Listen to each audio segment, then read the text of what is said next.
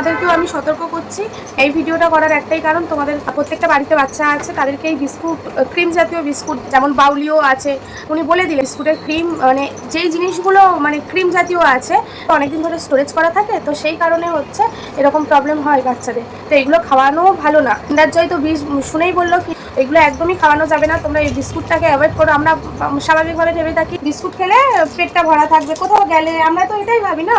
এখন দেখছি বিস্কুটটাও একটা ক্ষতিকর। একটা বিস্কুট খাওয়ার জন্য যে কত বড় একটা সমস্যায় ভুগতে হচ্ছে সেটা বুঝতে পারছি হঠাৎ করে। দেখুন আপনার এটা খাওয়া থেকেই হয়েছে। খাওয়ানোর আগে 10বার ভেবে খাওয়াবে বাইরের জিনিস, যেটা খাওয়ানো ঠিক।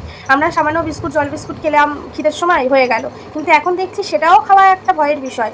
ওই বিস্কুটটা খাওয়াতেই সারা শরীরে যদি এরকম র্যাশ বেরায়, তোমরা অনেকে ডেটল বা স্যাভলন, সুথল এইগুলো একদমই ইউজ করা যাবে না। নিম পাতা ভালো করে ফুটিয়ে স্নান করার জলের সাথে ভালোভাবে মিশিয়ে ওই জলটা দিয়েই স্নান করাতে বললো। এই ভিডিওটা করার একটাই কারণ, প্রত্যেকটা ঘরের বাচ্চা আছে, রাখো।